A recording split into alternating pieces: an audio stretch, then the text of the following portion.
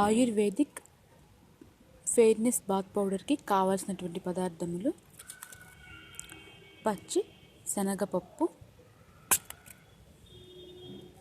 అలాగే పచ్చ పెసలు, ఎర్ర కందిపప్పు, ఇవి గంధ ఖర్జూరాలు అంటారు. ఇవి ఆయుర్వేద షాప్లో దొరుకుతుంది. అలాగే ఇవి వట్టివేళ్ళు, ఇవి ఎండబెట్టుకున్న వేపాకులు, అలాగే ఇవి రోజ్ పెటల్స్ అంటే రోజా పూలని ఎండబెట్టుకున్నాము. అలాగే ఇవి తులసి ఆకుల్ని ఎండబెట్టుకున్నాము. ఇది కస్తూరి పసుపు, అలాగే శాండిల్వుడ్ పౌడర్ అంటే చందనపు పొడి. మనకి ఇది కూడా మార్కెట్లో దొరుకుతాయి. వీటన్నిటిని మిక్సీ చేసుకొని పట్టుకోవాలి, లేదా మీరు బయట మిషన్లో అన్నా ఆడించుకోవచ్చు. అది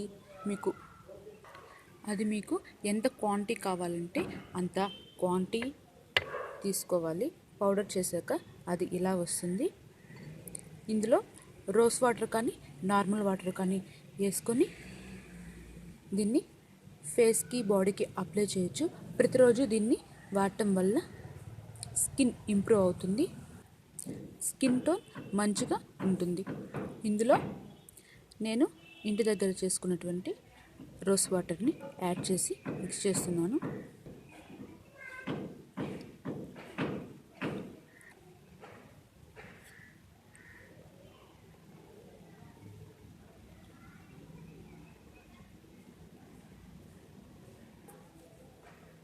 చూడండి, ఇది బాగా మెత్తగా పేస్ట్ లాగా వచ్చింది.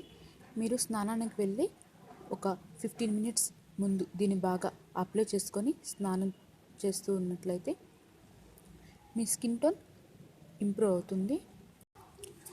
ఆయిల్ స్కిన్ వాళ్ళు మీరు పచ్చిపాలను వేసి ఈ మిశ్రమాన్ని కలుపుకోవచ్చు.